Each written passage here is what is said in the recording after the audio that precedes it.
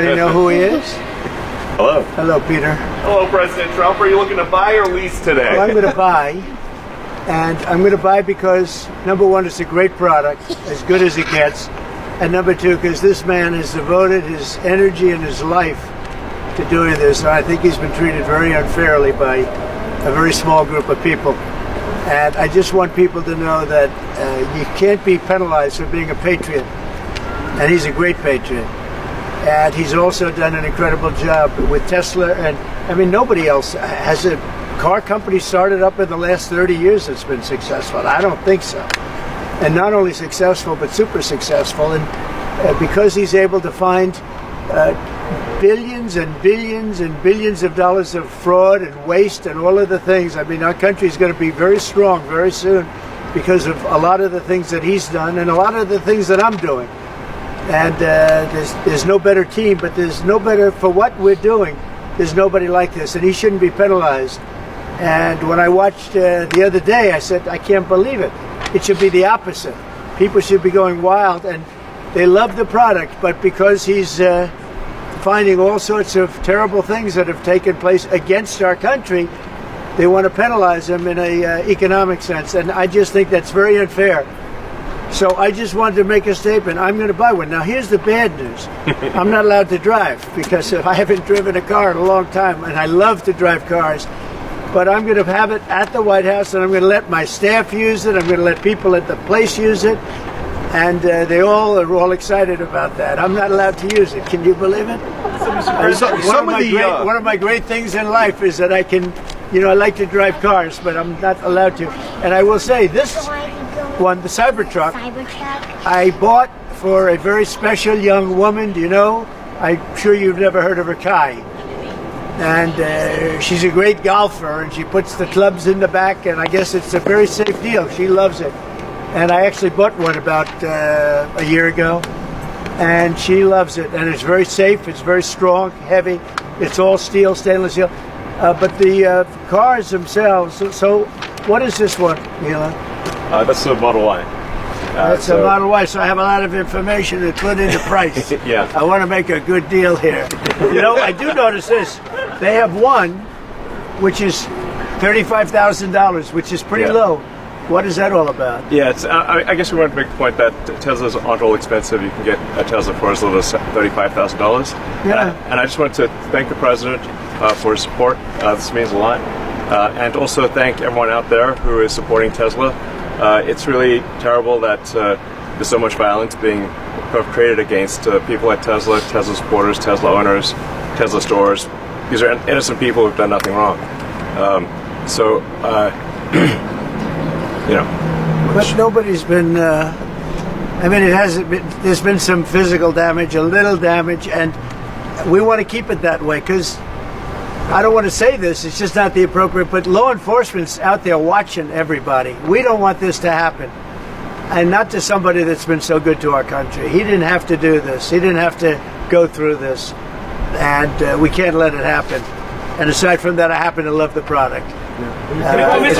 It's a lot nicer if you also happen to love the product, and he's done a really good job. Go ahead, Peter. Is there, I guess this is for Elon Musk, is there a discount?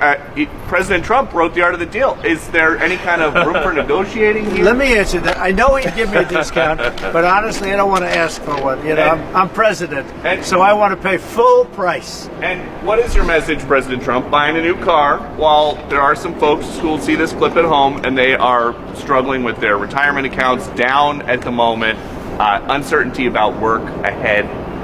Well, I think they're going to do great. I think our country had to do this. We had to go and do this. They've taken away, other countries have taken away our business. They've taken away our jobs. I did it initially very strongly against, as you know, China and some others in the first term. And it was a very successful term. We had no inflation. We had the greatest economy in the history of our country. And then we had COVID, which we had to straighten out, so I didn't want to be doing anything with respect to other countries at that time. And we did a great job with it. We handed the stock market over. It was higher than it ever was. And think of that, higher than it ever was to that point before. And nobody thought that was even possible. We did a great job. But we had the greatest economy in history. This economy, in my opinion, is going to blow it away. But what I have to do is I have to get the workers back. I have to get the factories open. We have 90,000 factories and plants are closed from what you had just prior to NAFTA, which is not very long ago. 90,000, think of it, 90,000 factories and plants are closed from what it was. And it's just not right. So, and we gave it away. Presidents before me gave it away, and I could name every one of them. But they gave it away, and we're taking it back. We're taking our jobs back. And one of the things I'll say, by the way, speaking of Tesla, he manufactures more cars. I mean, he opened this incredible plant, one of the largest plants in the world, in Texas. Could you talk about that, Elon? Yeah, it's worth noting that the Tesla cars have the most U.S. content of any cars on the market, so they're the most American-made. We have the biggest factory and the most advanced automotive factory in Texas that we've opened and continue to expand. And so this is very much these are great products. A Model S is one best car ever. So they've all these cars have won incredible awards. So they're great cars and they're American made. And I think, try it. You'll like it. Yeah. And I'm just saying, beyond the cars, they're great. But we have to celebrate somebody that has the courage to do this. He could have said, I'm not doing anything. I'm not going to get involved. Let the country go to hell. He didn't want to do that. And remember, he's going to find, and we're up to almost $500 billion worth of waste and fraud and abuse. $500 billion. We're giving $2 billion here, $2 billion, and not millions. It was a bet. If it was $1 million or $2 million, that's a lot of money. But we're talking about billions of dollars being given to defunct, scams, given to people with nothing. They have nothing going. They open up a subchapter S corporation, and they put $2 billion into it from nowhere. And we've caught a lot of them. I wish we could catch all of them, but we've caught a lot of them. And he's been largely responsible. So we have to celebrate him. And it's not that he's conservative. I don't even know if he's conservative. I will tell you this. These days I've been doing this I've known him for a pretty long time. He endorsed me. I didn't know him that well when he endorsed me. But in the time I've known him, he has never asked me for a favor. He didn't ask me for this. I said, Elon, I don't like what's happening to you. And Tesla's a great company. I don't like what's happening. It's, from our standpoint, American cars, American made. He employs thousands of people. He's got, at the same time, he has the most modern plants in the world. I said, I don't like what's happened to you. I'm going to do it. I didn't even know he was going to come. He's never asked me for anything. He endorsed me, and he never asked me. I didn't even know he was going to endorse me. The guy has never asked me. He's not saying, in fact, I could go a step further. I ended the electric mandate. Okay, I ended the electric mandate, and I figured, when's this guy calling to raise hell with me? And he never called. I mean, he never called me. If I were him, I would have called. So on that, because he's probably even better than I am. Mr. President, is Elon Musk rubbing off on you? Is electric then the way to go? It's not that I'm not. This isn't for electric or gas, because people have their choices. Yeah. I'm just saying that I know people that have these cars. I know one man, we see him all the time. Yeah. He has 5 of them. Yeah. He thinks it's a great, and he was a big guy for Ferraris and other things. And he says, man, it blows him away. I know other people, they have 3, 4, they love them. They love them. And some people like the gas, and they should have their options. Right. I'm all about options. But I'm telling you, I ended the electric mandate, and I was waiting for a call. I said, did Elon call yet? They said, no, sir. The next day, what about Elon? Did he call? He never even mentioned it to me, never complained. Until this moment, I'm just bringing it up. Who would do that? Yeah. He has never asked me for a thing. And he's built this great company, and he shouldn't be penalized because he's a patriot. He's an incredible patriot. And I don't even know if he's a Republican. I really don't. Mr. President, Mr. President. Well, I'm not sure if he was. Tesla stock is You're going to also have drops, and markets are going to go up, and they're going to go down. Yeah. But you know what? We have to rebuild our country. Our country has been stripped of its jobs, of its factories. And I'm tired of seeing where they build apartments, cheap apartments in an old broken down factory. But you have factories all over the place that are empty from many decades ago. and we're going to change it around. And it's all taxing policy. You know, it's really a policy because we have great workers, great people. It's really a policy of taxing and incentives. And I'm bringing the incentives back. And I'll tell you what, numerous plants, and I don't want to mention specifically, but I'll mention this one, numerous plants in Mexico and other places that were under construction or soon to be under construction are now coming here, and they've dropped that because it was unfair what was happening. Mexico, they were building cars, they were selling them into the United States with no tax, no nothing. And in the United States, we were allowing them to take our jobs and take our factories, and we don't do that anymore. Now, from a president, it would be a lot easier if I just coasted for another 4 years. I would have been an 8-year president. I had the best economy in history in my first 4 years. I would have done very well with this one.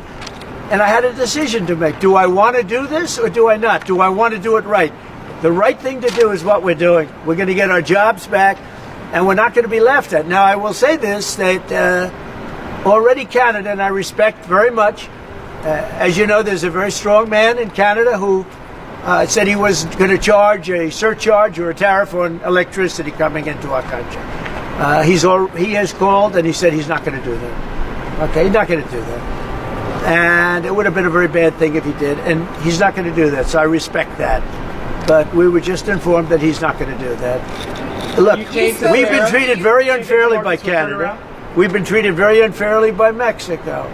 But we've been treated very unfairly by every country all over the world. The European Union is horrible, horrible. And we're going to get it back. And I have a choice. I could just coast, and eventually there'd be a blow-up down the road, maybe a long way. But we owe $36 trillion, and we're going to get it back. We're the biggest, we're the best, and I'm very optimistic. I have to tell you, I'm very optimistic about the country. Much more optimistic this way than if I did it the easy way. Yeah. I could have done it the easy way. I could have coasted. Biden left us a mess. He left us tremendous inflation, tremendously high costs of products. He left us a mess, but he also left us a mess with millions of people that poured into our country that are criminals. Millions of those people happen to be criminals. And we're looking for them all over the place. We're looking for them. And Holman and Christie are doing an incredible job. But he left us a horrible situation, and we're changing it. But one of the things we're changing is we're going to make our country really wealthy again. We're going to bring our jobs back. Right now, we're like a chicken that's being plucked at from all over the world. We're not going to let that happen anymore. Mr. President, But very importantly, and I said it, Ukraine, ceasefire. Ukraine, ceasefire. Just agreed to a little while ago. Now we have to go to Russia, and hopefully President Putin will agree to that also, and we can get this show on the road. We can get this horrible war where 2,000-3,000 soldiers a week, every week, 2,000, 3,000, 4,000 sometimes. I get the reports, and they're not American soldiers. They're Ukrainian and they're Russian. But people are being killed outside of that. People are being killed in the cities as things explode throughout the cities. And we want to get that war over with. So I think it's a very big. I think it's a big difference between the last visit you saw at the Oval Office and this. So that's a total ceasefire. Ukraine has agreed to it, and hopefully Russia will agree to it. We're going to meet with them later on today and tomorrow, and hopefully we'll be able to wipe out a deal. But I think the ceasefire is very important. If we can get Russia to do it, that'll be great. If we can't, we just keep going on, and people are going to get killed. Lots of people. The turmoil we're seeing this week. Biden gave us a horrible economy. He gave us horrible inflation, and I think the market was going to go very, very bad. If anything, I have a lot of very smart people, friends of mine, and great businessmen. They're now investing because of what I'm doing. Because long term, what I'm doing is making our country strong again, financially strong, militarily strong. And strong if we want to get away. Remember this, we have wars. When I left, we had no wars. We didn't have Ukraine and Russia. We didn't have October 7th. We didn't have that disaster that took place with the withdrawal from Afghanistan. And you look at what's happened there. We caught the major terrorist, which Biden wouldn't have caught. Why didn't he catch him? I caught him. 5 weeks into the presidency, I caught the man responsible for Abigail. And he's going to pay hell right now. He's a bad dude. He's a bad guy. But we didn't have these problems.